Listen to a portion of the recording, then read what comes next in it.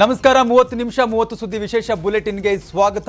ನಾನು ಚೇತನ್ ಹೂಗಾರ್, ನನ್ನ ಜೊತೆ ಇದ್ದಾರೆ ನನ್ನ ಕಲೀಗ್ ನಾನು ನವಿತಾ ಜೈನ್. ವೀಕ್ಷಕರೇ, ಇದು ಬೆಳಗ್ಗೆಯಿಂದ ಆಗಿರುವಂತಹ ವಿದ್ಯಮಾನಗಳ ಪ್ರಮುಖ ಸುದ್ದಿಗಳನ್ನ ಒಂದೊಂದಾಗಿ ನೋಡ್ತಾ ಹೋಗೋಣ. ಪಿಡಿಎ ಕಚೇರಿ ಮೇಲೆ ಲೋಕಾಯುಕ್ತ ಅಧಿಕಾರಿಗಳು ರೇಡ್ ಮಾಡಿದ್ದಾರೆ. ಪಿಡಿಎ ಕೇಂದ್ರ ಕಚೇರಿ ಮೇಲೆ 6 ತಂಡಗಳ 35 ಲೋಕಾಯುಕ್ತ ಅಧಿಕಾರಿಗಳು ದಾಳಿ ಮಾಡಿದ್ದು, ಬಿಡಿಎ ಕಾರ್ನರ್ ಸೈಟ್ಗಳ ಹಂಚಿಕೆಯಲ್ಲಿ ಗೊಂದಲದ ಹಿನ್ನೆಲೆಯಲ್ಲಿ ಈ ಒಂದು ದಾಳಿ ನಡೆದಿದೆ. ಲೇಔಟ್ ನಿರ್ಮಾಣದ ವ್ಯವಹಾರದಲ್ಲಿ ಅನುಮಾನ ಮೂಡಿದ್ದು, ಪರಿಹಾರ ನೀಡುವ ಪ್ರಕ್ರಿಯೆಯಲ್ಲೂ ಕೂಡ ಅವ್ಯವಹಾರ ನಡೆದಿದೆ ಎನ್ನಲಾಗ್ತಿದೆ. ಆದ್ದರಿಂದ ಬೆಂಗಳೂರು ಲೋಕಾಯುಕ್ತ ಎಸ್ಪಿ ಅಶೋಕ್ ನೇತೃತ್ವದಲ್ಲಿ ದಾಳಿ ಮಾಡಿ ಪರಿಶೀಲನೆ ನಡೆಸಲಾಗ್ತಾ ಇದೆ. ಜೊತೆಗೆ ಲೋಕಾಯುಕ್ತ ಅಧಿಕಾರಿಗಳು ಬಿಡಿಎ ಆವರಣದಲ್ಲಿ ಸಾರ್ವಜನಿಕ ಅಹವಾಲು ಕೂಡ ಆಲಿಸಿದ್ದಾರೆ. ಟ್ರಾನ್ಸ್ಫರ್ ಮಾಡಿ ಅವರಿಗೆ 5 ಲಕ್ಷ ಇಸ್ಕೊಂಡು ಕೊಟ್ಟವರು. ಅಲ್ಲ, ಈಗ ನಿಮ್ದು ಇದ್ರ ಬಗ್ಗೆ ನಾನು ಆಲ್ರೆಡಿ ನಾನು ಪೊಲೀಸ್ಗೆ ಇವರಿಗೆ ಎಲ್ಲ ಕಂಪ್ಲೇಂಟ್ ಕೊಟ್ಟಿದ್ದೀನಿ. ನೋಡಿ ಸರ್, ಕಂಪ್ಲೇಂಟ್ ಕೊಟ್ಟಿದ್ದೀನಿ. ಯಾವ ಸ್ಟೆಪ್ ಯಾವುದಕ್ಕೆ ಆಯುಕ್ತರು ಹಾಗೂ ಕಾರ್ಯದರ್ಶಿಗಳು ಬೆಂಗಳೂರು ಅಭಿವೃದ್ಧಿ ಎಲ್ರಿಗೂ ಕೊಟ್ಟಿದ್ದೀನಿ ನಾನು ಕಂಪ್ಲೇಂಟ್. ವೆಂಕಟಣ್ಣಪ್ಪನ ಮೇಲೆ ಯಾವುದು ಸ್ಟೆಪ್ ತಗೊಂಡಿಲ್ಲ.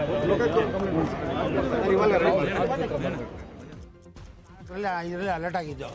ಇದುವರೆಗೂ ಕೂಡ ನಾವು ಬಿಡಿ 15 ವರ್ಷದಿಂದ ಅಲಿತಾ ಇದ್ದೀವಿ. ಇದುವರೆಗೂ ಅವರು ಯಾವ ಅಧಿಕಾರಿಗಳು ಸ್ಪಂದನೆ ಮಾಡ್ತಾ ಇಲ್ಲ. ನಿಮ್ಮದು ಸೈಟು ಬೇರೆಯವ್ರಿಗೆ ಹೋಗಿದೆ, ಸೈಟು ಜೀವನ ಆಗಿದೆ, ಅದಕ್ಕೋಸ್ಕರ ನಿಮ್ಮದು ಕೋರ್ಟಿಂದ ಆರ್ಡರ್ ಬರಬೇಕು, ಏನನ್ನೂ ಸಬು ಬೇಡಿ ನಮ್ಮನ್ನು ಸುಮ್ಮನೆ ವಾಪಸ್ ಆದರೆ ಇದುವರೆಗೂ ರಿಜಿಸ್ಟ್ರೇಷನ್ ಆಗಿಲ್ಲ. ಏನೋ ಇದು ಎಷ್ಟು ವರ್ಷ ಆಯಿತು ನಿಮ್ಗೆ ಅಲರ್ಟ್ ಆಗಿದೆ? 15-16 ವರ್ಷ ಆಗಿದೆ. 4ರಲ್ಲಾಗಿದೆ. ಲ್ಯಾಂಡ್ ಓನರ್ ನಾವು 2004ರಲ್ಲಿ ಅಕ್ವೈರ್ ಆಗಿದೆ. ಇವತ್ತವರೆಗೂ ನಮ್ದು 2 ಎಕರೆ 26 ಗುಂಟೆ ಅಕ್ವೈರ್ ಆಗಿದೆ. ಇವತ್ತವರೆಗೂ ನಮ್ಮ ಒಂದು ಇಂಚು ಜಾಗ ಕೊಟ್ಟಿಲ್ಲ. ನಾವು ಕಮಿಷನರ್ ಇವಾಗ 8ನೇ ಕಮಿಷನರ್ ಬಂದಿದ್ದಾರೆ, ಅವ್ರನ್ನ ನೋಡಿದ್ವಿ. ಇವಾಗ ಮಾಡ್ಕೊಡ್ತೀವಿ ಅಂತ ಹೇಳಿದ್ದಾರೆ ಕಮಿಷನರ್ ಸೆಕ್ರೆಟರಿ ಸರ್. ಅದರಿಂದ ಆವತ್ತಿಂದ ಇವತ್ತವರೆಗೂ ಓಡುತ್ತಾ ಇದ್ದೀವಿ, ಯಾವುದೂ ಇನ್ನೂ ಆಗಲಿಲ್ಲ ಸರ್. ಬಡಾವಣೆಗೆ ಇದು ಅಕ್ರೇಷನ್ ಮಾಡ್ಕೊಂಡಿದ್ದಾರೆ.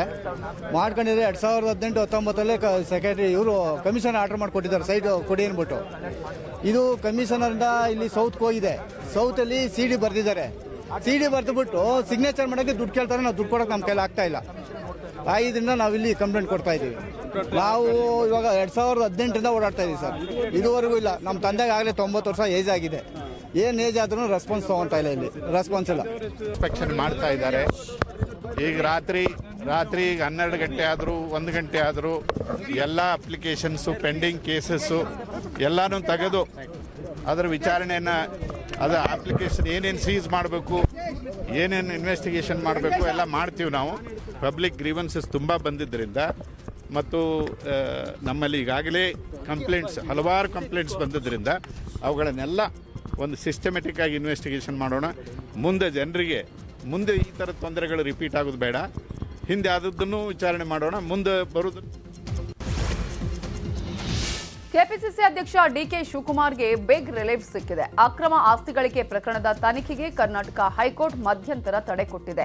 ಅಲ್ಲದೆ ಫೆಬ್ರವರಿ 24ರವರೆಗೂ ತನಿಖೆ ನಡೆಸದಂತೆ ಹೈಕೋರ್ಟ್ ಸೂಚನೆ ಕೊಟ್ಟಿದೆ. ತನಿಖಾಧಿಕಾರಿಗಳು ಕೇಸ್ ತನಿಖೆಯ ಬಗ್ಗೆ ಫೆಬ್ರವರಿ 24ರೊಳಗೆ ಪ್ರಗತಿಯ ವರದಿ ಕೊಡಬೇಕು. ಡಿಕೆಶಿ ಕುಟುಂಬಸ್ಥರನ್ನ ಮುಂದಿನ ವಿಚಾರಣೆಗೆ ಕರಿಬಾರದು ಅಂತ ಹೈಕೋರ್ಟ್ ಹೇಳಿದೆ.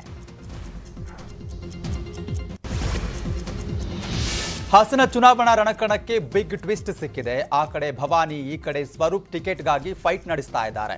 HD ರೇವಣ್ಣ ತಾವೇ ಕಣಕ್ಕಿಳಿಯಲು ಒಂದು ಕಡೆ ಸ್ವರೂಪ್ ಮನವೊಲಿಕೆಗೆ ಮುಂದಾಗಿದ್ದಾರೆ. 2 ದಿನಗಳ ಹಿಂದೆ ಸ್ವರೂಪ್ ಹಾಗೂ ಅವರ ತಾಯಿ ಜೊತೆ ಮಾತನಾಡಿದ್ದಾರೆ. ಇನ್ನೊಂದು ಕಡೆ ಭವಾನಿಗೆ ಟಿಕೆಟ್ ಬೇಡ ಅಂತ ಕುಮಾರಸ್ವಾಮಿ ಅವರು ಕಡ್ಡಿ ಮುರಿದಂತೆ ಹೇಳಿಕೆಯನ್ನ ಕೊಟ್ಟಿದ್ದಾರೆ. ಆದ್ದರಿಂದ ಭವಾನಿಗೆ ಟಿಕೆಟ್ ಬೇಡ ಅನ್ನೋದಾದ್ರೆ ಸ್ವರೂಪ್ಗೂ ಕೂಡ ಬೇಡ ಅನ್ನುವಂಥ ನಿರ್ಧಾರಕ್ಕೆ ರೇವಣ್ಣ ಕುಟುಂಬಸ್ಥರು ಬಂದಿದ್ದಾರೆ. ಇದರ ಮಧ್ಯೆ ಬೆಳಗಾವಿಯಲ್ಲಿ ಮಾತನಾಡಿದಂತಹ ಮಾಜಿ ಸಿಎಂ HD ಕುಮಾರಸ್ವಾಮಿ ಅವರು ಹಾಸನದಲ್ಲಿ ಗೆಲ್ಲುವ ಅಭ್ಯರ್ಥಿಯನ್ನ ಕಣಕ್ಕಿಳಿಸುತ್ತೇವೆ, ಭವಾನಿ ರೇವಣ್ಣ ಈ ಚುನಾವಣೆಯಲ್ಲಿ ಅನಿವಾರ್ಯ ಇಲ್ಲ ಅಂತ ಹೇಳಿಕೆ ಕೊಟ್ಟಿದ್ದಾರೆ. ನಾವು ಈಗಾಗಲೇ ಚರ್ಚೆ ಮಾಡಿದ್ದೇವೆ. ಕೂತು ನಾವು ಹಾಸನದಲ್ಲಿ ಗೆಲ್ತಕ್ಕಂಥ ದೃಷ್ಟಿಯಿಂದ ಏನು ತೀರ್ಮಾನಗಳು ಮಾಡಬೇಕು ಅಂತೇಳಿ ಈಗಾಗಲೇ ಚರ್ಚೆಗಳಾಗಿದೆ. ಈ ಮುಂದಿನ ಒಂದು ವಾರದಲ್ಲಿ ಹಾಸನದ ವಿಷಯದಲ್ಲೂ ಯಾವುದೇ ಗೊಂದಲಕ್ಕೆ ಅವಕಾಶ ಕೊಡದೆ ಎಲ್ಲ ಸುಗಮವಾದಂಥ ರೀತಿಯಲ್ಲೇ ತೀರ್ಮಾನಗಳಾಗುತ್ತೆ. ಏನು ನೋಡೋಣ ಏನೇನು ತೀರ್ಮಾನ. ನಾವು ಚುನಾವಣೆಯಲ್ಲಿ ಗೆಲ್ಲಬೇಕಾದಂಥ ಹಿನ್ನೆಲೆಯಲ್ಲಿ ನಾವು ಏನು ತೀರ್ಮಾನ ಮಾಡಬೇಕು ಮಾಡ್ತೀವಿ, ಯಾವುದೇ ಗೊಂದಲ ಇರಲ್ಲ. ಆದರೆ ಭವಾನಿ ರೇವಣ್ಣ ಅವರು ಈ ಚುನಾವಣೆಯಲ್ಲಿ ಅನಿವಾರ್ಯ ಅಲ್ಲ ಅಂತಕ್ಕಂಥದ್ದು ಹೇಳಿದ್ದಾರೆ. ಅದು ಇವತ್ತು ಸ್ಪಷ್ಟವಾಗಿ ಹೇಳ್ತೇನೆ. ಅದರಲ್ಲಿ ಯಾವ ಗೊಂದಲಗಳು ಬೇಕಾಗಿಲ್ಲ. ನಾವು ಕೂತು ಹಾಸನ ಮತ್ತು ಹೊಳೆನರಸೀಪುರ 2 ಕ್ಷೇತ್ರದಲ್ಲಿ ಏನು ತೀರ್ಮಾನಗಳಾಗಬೇಕು ಅಂತಕ್ಕಂಥದ್ದು ನಾವು ಪಕ್ಷದ ಚೌಕಟ್ಟಲ್ಲಿ ಹಾಸನ ಶಾಸಕ ಪ್ರೀತಂ ಗೌಡ ಮತ್ತು ಎಚ್.ಡಿ. ರೇವಣ್ಣ ಕುಟುಂಬದ ನಡುವೆ ಬದ್ಧ ವೈರತ್ವ ಇರುವ ಹಾಗೆ ಕಾಣಿಸ್ತಿದೆ. ಅದಕ್ಕೊಂದು ನಿದರ್ಶನ ಅನ್ನುವಂತಹ ಘಟನೆ ಇವತ್ತು ನಡೆದಿದೆ. ಹೋಟೆಲ್ ಒಂದರಲ್ಲಿ ನಡೆದ ಕಾರ್ಯಕ್ರಮಕ್ಕೆ ಭವಾನಿ ರೇವಣ್ಣ ಆಗಮಿಸುವುದನ್ನು ಇಲ್ಲಿ ನೋಡಬಹುದು. ಇದೇ ಕಾರ್ಯಕ್ರಮಕ್ಕೆ ಪ್ರೀತಂ ಗೌಡ ಅವರನ್ನು ಆಹ್ವಾನಿಸಲಾಗಿತ್ತು. ಭವಾನಿಯವರು ಹೋಟೆಲ್ನೊಳಗೆ ನಡೆದು ಹೋಗುವಾಗ ಪ್ರೀತಂ ಪಕ್ಕದಿಂದಲೇ ಹೋಗ್ತಾರೆ. ಆದರೆ ಭವಾನಿಯವರಾಗ್ಲಿ ಪ್ರೀತಂ ಗೌಡ ಆಗ್ಲಿ ಪರಸ್ಪರ ವಿಶ್ ಮಾಡುವ ಮಾತಾಗಿರ್ಲಿ ಮುಖವನ್ನೂ ನೋಡೋದಿಲ್ಲ.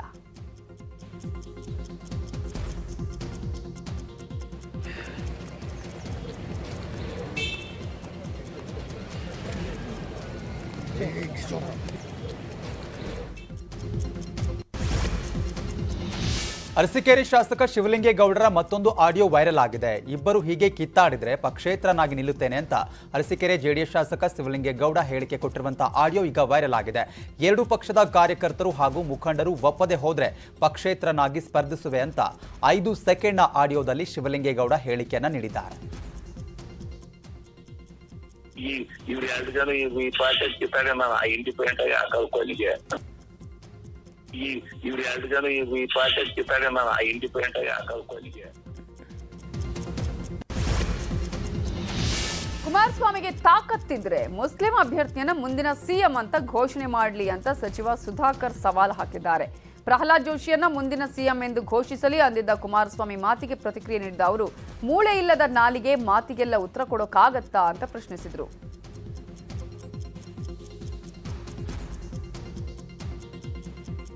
ಅವ್ರ ಪ್ರಶ್ನೆನ ನಾನು ಮೊದಲನೇದಾಗಿ ಈ ದೇಶದ ಪ್ರಜೆ, ನಾವು ನಂಬಿರುವಂಥದ್ದು ಹಿಂದೂ ವಿಚಾರ. ಮೂಳೆ ಇಲ್ಲದೆ ಇದ್ದ ನಾಲ್ಗೆ ಏನ್ ಬೇಕಾದ್ರೂ ಮಾತಾಡುತ್ತೆ ಅಂತ ಅದಕ್ಕೆ ನಾನು ರಿಪ್ಲೈ ಮಾಡಕ್ಕ. ನಾನು ಮೊದಲನೇದಾಗಿ ಈ ದೇಶದ ಪ್ರಜೆ, ನಾವು ನಂಬಿರುವಂಥದ್ದು ಹಿಂದೂ ವಿಚಾರ. ಮೂಳೆ ಇಲ್ಲದೆ ಇದ್ದ ನಾಲ್ಗೆ ಏನ್ ಬೇಕಾದ್ರೂ ಮಾತಾಡುತ್ತೆ ಅಂತ ಅದಕ್ಕೆ ನಾನು ರಿಪ್ಲೈ. ಯಾದಗಿರಿಯಲ್ಲಿ ಇವತ್ತು ಕಾಂಗ್ರೆಸ್ ಪ್ರಜಾಧ್ವನಿ ಯಾತ್ರೆ ಕಾರ್ಯಕ್ರಮ ನಡೆಯಿತು. ಇದೇ ಸಂದರ್ಭದಲ್ಲಿ ಮಾತನಾಡಿದ ಸಿದ್ದರಾಮಯ್ಯ, ಬಿಜೆಪಿಯವರು ಚುನಾವಣೆಯಲ್ಲಿ 600 ಭರವಸೆ ನೀಡಿದ್ರು, ಆದರೆ 50 ಭರವಸೆ ಈಡೇರಿಸಿದ್ದಾರೆ. ನಾನು ಸುಳ್ಳು ಹೇಳಿದ್ರೆ ಒಂದೇ ವೇದಿಕೆಗೆ ಚರ್ಚೆಗೆ ಬರುವಂತೆ ಸಿಎಂ ಬೊಮ್ಮಾಯಿಗೆ ಹೇಳಿಕೆಯನ್ನ ಕೊಟ್ಟಿದ್ದಾರೆ. ದಮ್ ತಾಕತ್ತಿದ್ರೆ ಸಿಎಂ ಬಸವರಾಜ ಬೊಮ್ಮಾಯಿ ಚರ್ಚೆಗೆ ಬರಬೇಕು.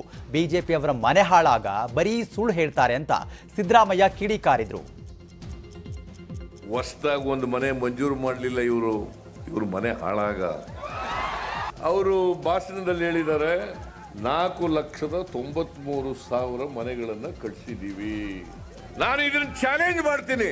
ಈ 4,93,000 ಮನೆಗಳು ಒಂದು ವೇಳೆ ಕಟ್ಟಿಸಿದ್ರೆ ಅವು ನಾವು ಮಂಜೂರು ಮಾಡಿದಂತ ಮನೆಗಳು, ಅವ್ರು ಮಂಜೂರು ಮಾಡಿಲ್ಲ. 4,93,000 2019ರಿಂದ ಕಟ್ಟಿಸಿದೀವಿ, ಇಲ್ಲಿವರೆಗೆ ಕಟ್ಟಿಸಿದೀವಿ ಅಂತ ಸುಳ್ಳು ಹೇಳಿದ್ದಾರೆ. ಹೊಸದಾಗಿ ಒಂದು ಮನೆ ಮಂಜೂರು ಮಾಡಲಿಲ್ಲ ಇವರು ಮನೆ ಹಾಳಾಗ. ಸೂರು ಕೊಡ್ಲಿಲ್ಲ. ನಾವು ಕೊಟ್ಟಿದ್ದಂತ ಮನೆಗಳಿಗೆ ಬಿಲ್ ಕೂಡ ಕೊಡ್ಲಿಲ್ಲ. ಆದ್ರೆ ಇಷ್ಟೊಂದು ಸುಳ್ಳು ಹೇಳ್ತಾರಲ್ಲ ಇವರು. ಹೈಕಮಾಂಡ್ ಸೂಚಿಸಿದ್ರೆ ರಾಜ್ಯದ 224 ಕ್ಷೇತ್ರದಲ್ಲಿ ಎಲ್ಲಿ ಬೇಕಾದ್ರೂ ಸ್ಪರ್ಧೆ ಮಾಡ್ತೇನೆ, ಕೋಲಾರದಲ್ಲಿಯೇ ಸ್ಪರ್ಧೆ ಮಾಡಿ ಅಂದ್ರೆ ಇಲ್ಲೇ ಚುನಾವಣೆಗೆ ನಿಲ್ತೇನೆ ಅಂತ ಸಚಿವ ಮುನಿರತ್ನ ಹೇಳಿದ್ದಾರೆ.